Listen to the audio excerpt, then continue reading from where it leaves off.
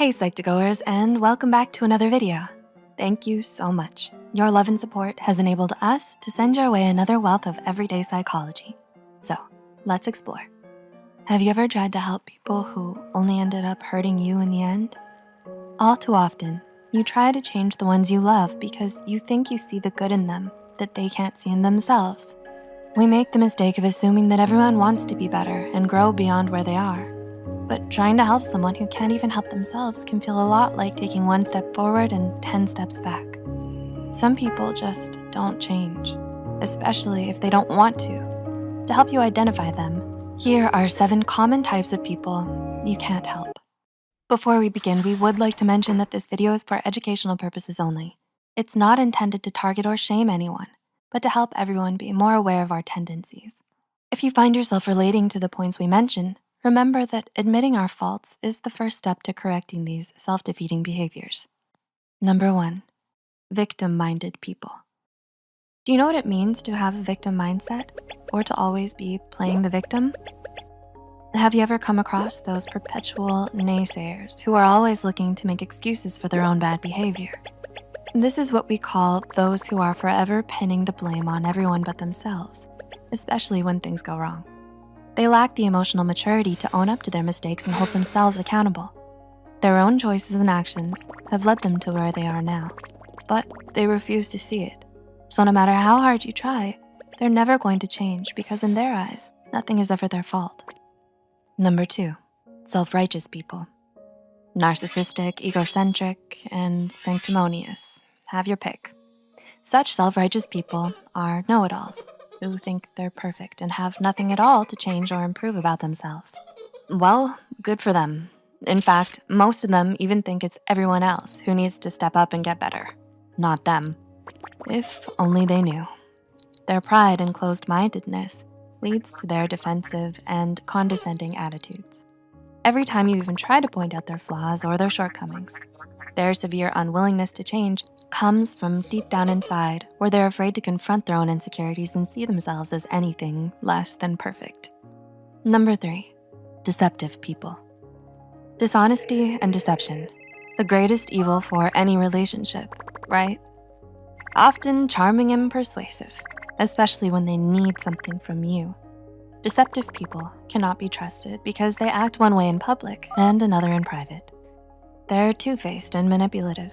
They tell you lies, cheat you, and even trick you into siding with them. Alas, you end up doing favors for them or giving in to their demands without even realizing it. Oh boy.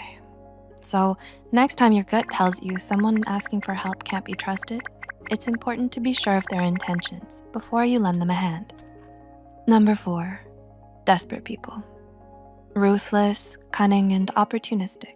Call it what you want. A desperate person moves you to pity them and begs you for help. But beware, don't fall for it. These kinds of people are willing to do anything and everything just to get what they want, even if it means stabbing you in the back.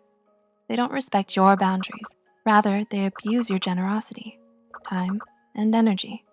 The worst part is they're always asking for favors, but never paying you back, and they have no problem using your good nature against you. So instead of wasting your time trying to help someone like this, staying as far away as you can is probably the way to go. Number 5, disloyal people. Are they quick to get angry at you over the littlest things? Or maybe they pick fights with you over nothing. Some people are just too disloyal for you to help. Though you may think that they're your friends, the truth is you don't want someone disloyal in your life. They'll take other people's sides over yours or talk about you behind your back. They're unwilling to change and be better because they don't really care about you enough to try. They're more likely to lose interest in you and move on to something else rather than own up to their faults and learn from them. Number 6, doubtful people. You might as well try moving a wall because it's that useless trying to help such people. Difficult to understand and accommodate. They're skeptical of everyone and everything good that comes their way. They're distrustful, pessimistic, harsh, and judgmental. And they never go along with any of your positivity, gratitude, or optimism because they'd rather sulk and criticize everything. And the worst part is, it probably won't be long before you start acting the same way too. Because if you get too close to people like this, they could end up getting in your head and filling you with doubt as well. Number 7, quitters. Finally, but perhaps most importantly, if you have someone in your life who's a notorious quitter, you're better off staying away from them than trying to change them. Whether it's a relationship, a career, or a personal goal, they can't commit to anything to save their life. No amount of kindness, generosity, or encouragement will get them to change their ways because they're so stuck in their loser mentality.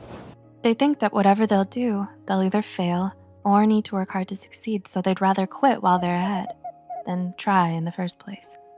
They're flaky, inconsistent, unmotivated, and usually just good at the beginning. It just isn't right giving your all for someone who isn't even willing to put themselves out there. So if they themselves aren't willing to change their ways and be better, then holding on to them will only leave you hurt, frustrated, and emotionally drained. And life is too precious to waste in the wrong company. We hope we were able to give you insight into some of the ways that you might be wasting your time and energy trying to help certain kinds of people. Do any of these describe your experience? Or did any of these points describe you? Leave a comment down below about your encounters with them if you'd like. Please feel free to share any thoughts you have as well. If you found this video helpful, be sure to hit the like button and share it with those out there still battling. Don't forget to subscribe to Psych2Go and hit the notification bell for more new videos. Thanks for watching. We'll see you next time.